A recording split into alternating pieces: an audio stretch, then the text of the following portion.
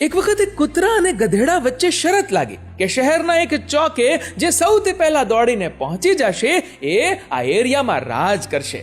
દોડ શરૂ થઈ. કૂતરો તો ખુશ હતો.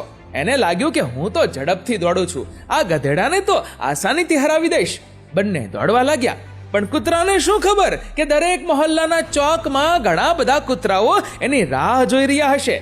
જેમ જેમ કૂતરો આગળ વધ્યો, દરેક ચોકના સ્થાનિક કૂતરાઓએ તેના પર હુમલો કર્યો. તે આ બધા કૂતરાઓ સાથે લડતો લડતો આગળ વધ્યો. કેટલુંય લોહી વહાવ્યું, કેટલાય ઘાવ થયા, છતાં એ આખરે પહોંચી તો ગયો. પરંતુ ત્યાં જઈને જોયું તો ગધેડો પહેલેથી જ સત્તાના સિંહાસન પર બેસીને રાજ કરી રહ્યો હતો. હતાશ અને ઘાયલ કૂતરો બોલ્યો, કાશ મારી જ જાતિના આ કૂતરાઓએ મને અટકાવ્યો ન હોત ને તો આજે હું રાજા બનીને એમનું જ ભલું કરેત. મિત્રો, જીવનમાં આપણને હંમેશા પોતાના જ લોકો જીતવા નથી દેતા. તમારો વિડીયો વિશે શું કહેવું છે? કમેન્ટ કરજો. અને વિડીયો ગમ્યો હોય તો લાઈક કરજો અને શેર પણ.